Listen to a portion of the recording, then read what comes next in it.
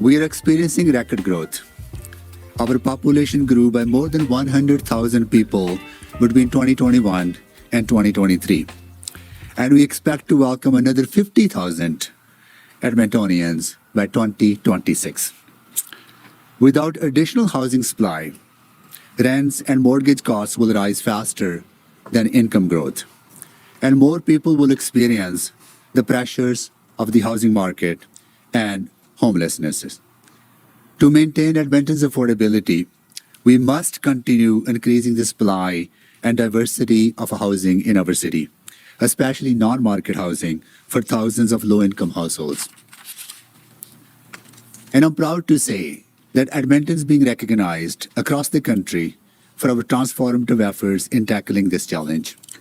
And our efforts are making a real difference. And this is a good example of that. Edmonton has once again ranked number one in Canada because of our low development fees, robust planning processes, and efficient approval timelines. We are making innovative policy changes, forging stronger relationship with the housing sector and with the other orders of government, and directing investment to make land shovel-ready. And of course, the federal government has stepped up to support housing in Edmonton with the Housing Accelerator Fund. This federal investment has enabled Edmonton to build our housing action team, explore innovative automated permitting options, develop the infill housing infrastructure fund, and these funds are also helping us exceed the ambitious target we set in our affordable housing strategy. Together, we will work to keep housing affordable and accessible, that as Edmonton grows, we build a strong and more inclusive city where everyone has a place to call home. And we can't slow down now. In light of the unprecedented times that we're facing and the threats of tariffs that would make affordability crisis worse, we must do everything we can to defend our economy, protect our affordability advantage, and support Edmontonians. Today's announcement will do just that. Protect Canadian builders, build more housing, and keep Edmonton affordable. With that, I'm honored to introduce Prime Minister Mark Carney to tell us more about this plan to support Edmonton's growth and build the housing we need. So, Prime Minister, thank you for coming home to Edmonton today. Thank you very much. Thank you, Monsieur le Maire, Amarjeet. It is a great pleasure for me to be here, and I want to thank Emma and Adil from Mohit Homes and for inviting us here, hosting us here, but for what you're doing and being part of what is an incredible story in terms of housing. I looked out as I came in. We're in the shadow of Commonwealth Stadium, but when I think of it as in the shadow of Clark Stadium. Those of you who are from Edmonton remember those days. And the transformation of the stadium yards here is part of a bigger transformation in the city, which really is the most successful story in housing across the country, a story that needs to continue and needs to be emulated. I'm going to start on a slightly different point, though, if I may, which is something else that Canada's new government announced this morning, which is a provision of $187 million to support the reconstruction of roads, of campgrounds, of trails, and of housing in Jasper Townsite, but the rest across the national park. It's a special place. Jasper's a special place, I think, for all of us Canadians, very much so for those from the region, those here in Edmonton. I knew it well growing up. And have some unforgettable memories from, Sublime, going around the lakes and camping or hiking, to the terrifying when a bear tore apart the tent next to us while we were cycling. So it was heartbreaking when the fires ravaged the park and through the town site. And this funding announced today will help residents get back home faster, rebuild the town stronger than ever, and also build out the park infrastructure. As the mayor said, I'm back in Edmonton. I owe everything to the city. It's where I grew up. It's the place that shaped my understanding of our great nation. It's where I was taught in the classroom, around the kitchen table, at the rink, the value of hard work, the strength of community, the importance of ambition and humility. And that's a uniquely Canadian combination, I think, combining ambition and humility, but we can get it right. These are good values. These are Alberta values. And back when I was growing up, that's what you needed to succeed. Stable housing, access to housing is the foundation for success. Without housing, it's hard to focus on your future. Without housing, it's hard to start a family. And without housing, we can't build the strongest economy in the G7.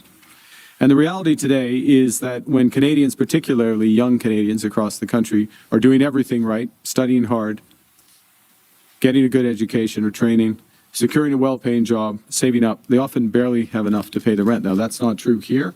That's not true here with these units. That's not true here in Edmonton, but it's a bigger challenge across the country and the challenge of being able to afford a home. And the reason is that Edmonton is not Canada. Canada is not building enough new homes. And so as a result, housing is just too expensive. And it's a problem that we in the government are now addressing head on. And I said right from the beginning when I launched my leadership bid just 2 months ago in Laurier Heights, not far from here, it's time to build. We need to get housing supply up. In fact, we need to double housing supply on an annual basis. We need to get that supply up so we can bring costs down. We need to build more at a faster pace. So my government will stimulate innovation and productivity and sustainability by promoting new technologies such as modular and prefabricated homes that speed up completion times, lower costs for builders and buyers. We're working to remove barriers by cutting red tape, levies, development costs and chargers that the mayor just mentioned, reducing taxes, accelerating permitting approvals, and working directly with mayors. And this is really a story of success in those cities that are engaged, such as Edmonton, working directly with the cities through the Housing Accelerator Fund. It's made an impact here. It's making an impact across the country from Quebec City to Saskatoon, I know from personal experience.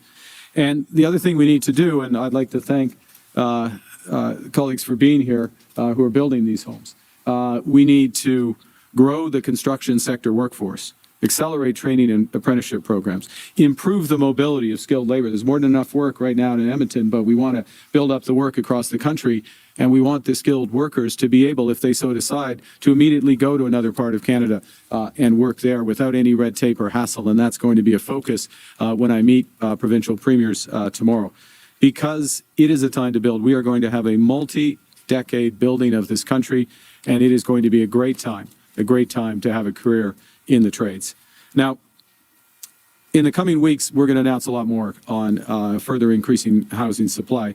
But I want to just concentrate on the other side of the equation for a moment, which is how can we help Canadians, particularly younger Canadians, buy their first homes right now? So what I'm announcing today is that my new government will eliminate the GST for first-time homebuyers on all new and substantially renovated homes under $1 million. Now, this is a big deal because first-time homebuyers are the major purchasers of new and substantially renovated homes. This can provide up to $50,000 in savings for families entering the housing market. It means that all first-time homebuyers will need to save less for a deposit and they'll be able to move in sooner. And it will allow more first-time homebuyers to realize their dream of home ownership, whether you're a nurse here in Edmonton, a teacher in Red Deer, or an equipment operator on the oil patch. For generations, Canadians have built this country on the idea that if you work hard, you should be able to have a good home in a safe community. Together, let's build a Canada you can afford. Let's build the strongest economy in the G7. Let's build Canada strong. Thank you, merci, and I'd be happy to take your questions. Thank you, Prime Minister. Merci, Monsieur le Premier ministre. We will take 15 minutes of question. On va prendre 15 minutes de questions. Please take your name and your outlet before beginning your question. S'il vous plaît, vous nommer ainsi que votre média avant de commencer votre question. First question. Hi, David Staples from the Edmonton Journal. Hi, Welcome David. to Edmonton. Thank you. You met with Premier Smith. She's advocating for the private sector to build pipelines across Canada. What I want to know is, you've said you're open to this kind of development, but can you make a commitment to Canadians and to Albertans that you will fight to get pipelines built. Yeah. That you will fight in the way that the industry wants, getting rid of the West Coast tanker ban, reforming C-69. Will you commit to those things? Yeah, Dave, thank you for the question, David. Look, and I had a meeting with the Premier this morning. I'll be with all the premiers tomorrow for the First Minister's meeting. Let me tell you part of the focus of that meeting, because it goes directly to your question. It's about getting things done. It's about getting, yes, pipelines built across this country so that we can displace imports of foreign oil. It's about building out the energy infrastructure more broadly here in Alberta, which I would add would include projects such as the pathways. It's about building energy corridors and trade corridors, including potentially up from here through to Nunavut. So we have additional deep water ports and opportunities there. And so the commitment is to deliver those, and then the federal government, using all of its power, including new legislative powers or new legislation, in order to accelerate delivering those projects. So then it gets into details of what's changed here and there, but the commitment is to deliver faster at a different scale. And if I may just add one other thing, I said a week ago or 10 days ago that we need to do things that had not been imagined or had not been thought possible at a speed we haven't seen before. And that's the nature of the time. And in order to do that, we're going to need to use at the federal level, not just a commitment for cooperation, which we have under my government, but also additional levers that we create. And I'll be laying some of those out tomorrow with the premiers. The Trump tariffs proposed, they're a big threat to our industry. Yeah. They're deregulating in the States. They're getting rid of taxes, carbon taxes, all kinds of taxes and regulations to free up industry. You're talking about bringing in an industrial carbon tax and supporting the emissions cap in Alberta. How is that going to help Canadian industry in the face of this threat from the United States? Well, there's a couple of things, if I may, David. First is the question of access, reliable access to the U.S. market. And in order to have reliable access to the U.S. market, we're going to need a comprehensive renegotiation of our economic and security partnership with the United States. The American government has chosen to violate a number of aspects of that partnership for reasons known only to themselves. They're putting a tax on Alberta oil that serves no purpose other than to raise the price to U.S. consumers. And more broadly, the taxes on steel and aluminum and other ones coming, or the tariffs, I should say, are outside the legal framework of CUSMA, USMCA. Okay, so we need to recast that. What we need to do in parallel is to make sure that our industry is as competitive as possible, and I'm much more interested in increasing the competitiveness of our energy sector, of our manufacturing sector, of our AI sector, and working with industry and with provinces on specific ways to get those reductions, as opposed to, and last point, which goes to your question, as opposed to having preset caps or preset restrictions on preset timelines. Thank you. Next question. Prime Minister, thanks for taking my question, and welcome to Edmonton. And James from the Western Standard. You recently... Sorry about the microphone. Yeah, no problem. I'm a pretty tall guy.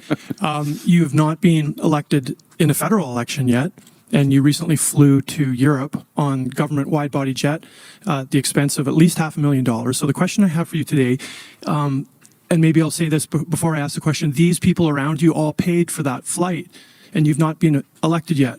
So will you commit to refunding these taxpayers for that flight? Well, it's an interesting question, way of framing it.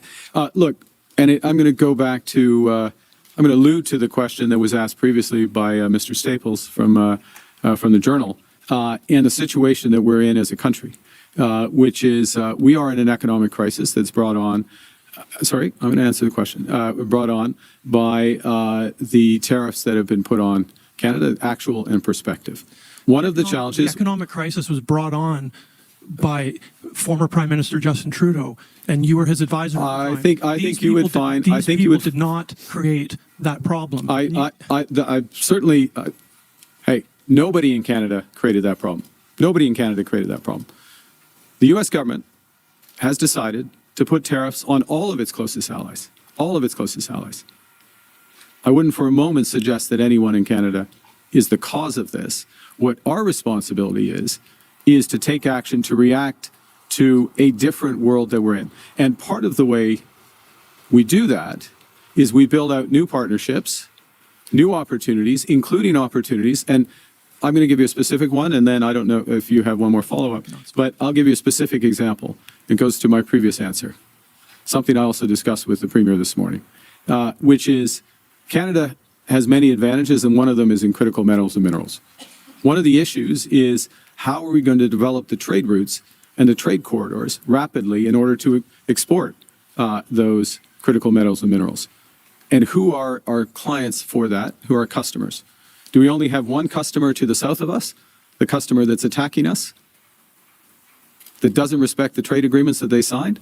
Or should we develop new customers in Europe? What's required, if I may, what's required for those new customers is to build out trade corridors and infrastructure, including what I referenced in my previous answer and discussed with the Premier, is the potential to go north, go to new deepwater ports. Churchill is an example, Gray's Point in Nunavut as another. And that creates a whole new set of opportunities for Albertans as a whole, for people across the country, for these hardworking people around me and those like them in the trades. And that's what my job I'll is. take that as a no then. No, you'll take that as a very comprehensive answer to your question. Thank you. Next question. Anne Levasseur de Radio-Canada, Donald Trump, le président américain, a dit qu'il préférait négocier avec un libéral qu'avec un conservateur.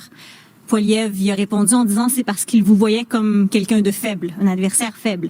Qu'est-ce que vous répondez à ça? C'est pas correct du tout. Ce qui est clair que Monsieur le Président, il veut avoir une négociation avec une personne sérieuse. Une personne sérieuse. Moi, je suis une personne sérieuse, premièrement. Mais deuxièmement, il faut que Monsieur le Président, il faut y rendre du respect pour notre pays souverain. Et finalement, il faut avoir une négociation compréhensive, y compris des enjeux économiques et sécuritaires. Deuxième question. Oui. Vous avez rencontré Daniel Smith hier. Elle a clairement endossé Pierre Poilievre. Elle a dit que votre plan était d'éviscérer l'Alberta.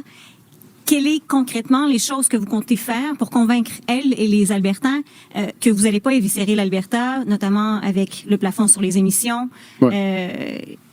C'est quoi votre plan clair? Oui, pour moi, je suis une personne pratique, une pragmatiste, en effet. Alors, pour moi, c'est plus, il faut bâtir, et qu'est-ce qu'on va bâtir? Il faut bâtir des logements à travers l'Alberta. On a des programmes qui fonctionnent maintenant ici à Edmonton, et M. Smith, Erskine Smith, le ministre de Logement, de l'Infrastructure, et moi et notre gouvernement, on va élargir les programmes qui fonctionnent pour l'Albertain, pour les Albertains, première chose. Deuxièmement, il faut investir maintenant dans des grands projets d'énergétique ici en Alberta et à travers le pays. Ça, c'est des choses concrètes. C'est pas les mots, c'est des choses concrètes. Je suis ici pour bâtir notre économie.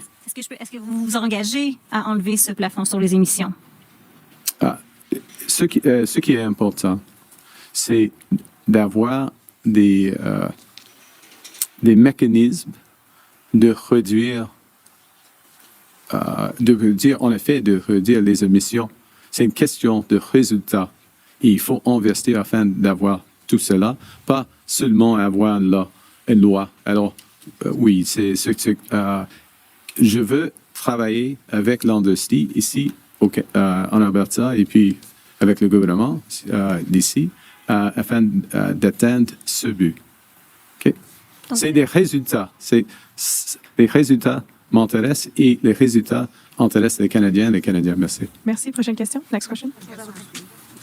Hi. Hi, Prime Minister Jasmine King with Global Edmonton. We saw you with the Oilers this morning, and obviously What'd you think? This announcement. Nice job. You think I said, we yeah. saw you with obviously now with this announcement. Why is it important for you to build up a Liberal presence in Edmonton and Alberta, and what impact do you think this might have on an upcoming election? Well, I'm Prime Minister of all of Canada, and the government serves all of Canada, and Edmonton's a hugely important part, obviously, of our country. So it's not tied to electoral timing. It's not tied to any specifics. This is, but something it is tied to is a very real need, which is around housing, and also a very real success story. I'm a firm believer that we learn from our mistakes, but we also learn from success. And there has been tremendous success. You think of the mayor will correct me because he knows all the figures, but I see it as about a 16% increase year on year, in construction, here in housing construction. That if we had that across the country, we would be on track for what the country needs. So what can we learn from what Edmonton is doing right? And how do we emulate it? How do we reinforce it here? So that's part of the reason I'm here. Again, I'm going to go back to what I said to the previous answer, if I may, which is I'm a practical person. I like to see how things work and then correct mistakes, such as the consumer carbon tax, and reinforce things that are working, such as the Housing Accelerator Fund. And I'll hand back. I was just kind of going off that. I mean, how are you hoping, as we're looking further now into election, that you can build up the Liberal Party in Alberta? Well, look, I'm an Albertan. I grew up here, and Albertans are practical people, and they judge people on results and what they expect for those results. And the Liberal Party has a ways to go here, but we have very strong candidates. We'll have even more strong candidates, and we're offering a way of positive change for the country. And this is a positive province. It's a province that knows how to get things done, create new industries, and at the core of what I've said from day one in Laurier Heights, literally at the rink where I learned how to skate. You may not think I still know how to skate watching me with the Oilers, but it didn't fall down at least. That is, it's time to build, and that's what we're offering Albertans and Canadians. Thank you. Thank you. Thank you. We'll do last question. Dernière question, s'il vous plaît. Travis McEwen, CBC News. Will you be calling an election this weekend? Fair question. The first person who will know whether the recommendation to call an election, it will be the Governor General. As for a convention, what's clear, Travis, is that in this time of crisis, is that the government needs a strong and clear mandate. We're offering a positive vision for the country, a vision of action. You can see the action that's happened. I haven't been Prime Minister for a week yet, and you can see what we've done thus far. We can do even more with that strong and clear mandate to move forward for the country, for all Canadians. Last question. What do you think of Mayor Sohi as a potential Liberal candidate to run in Edmonton in an upcoming federal election? I think the following. I'm a great admirer of Mayor Sohi, and I think he served Edmonton and Canada nobly as a member of Parliament. He served Edmonton, and part of the reason I'm here, it's a testament to what this city has done in building housing, and not just housing, but affordable housing. You look, I understand that there are challenges in housing in Edmonton as well, but you look at the affordability metrics and others here relative to elsewhere in the country, it's very impressive what's been done. Understands how to work both with the private sector, which is critical, such as the Rohit Group, and with government, with different layers of government. So I'm a big admirer of his, and I guess I know one other thing about him is that he's a public servant, and he will continue to serve Albertans, Edmontonians, Albertans, and I hope Canadians as well. Thanks very much. En français sur Sohi. En français, c'est quoi? Pour M. le maire ou toute la conférence de presse? OK? Ou ma réponse pour les Oilers? Non? OK. C'est les élections, OK.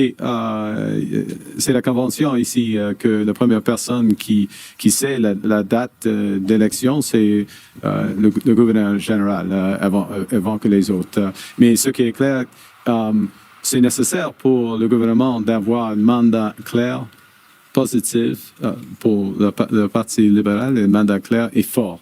Nous sommes dans une crise, il faut avoir un gouvernement fort, positif, et un gouvernement qui mette l'emphase sur l'action et de bâtir une économie, bâtir notre économie et créer un Canada fort. Vous pensez quoi de M. Sohi, à vous?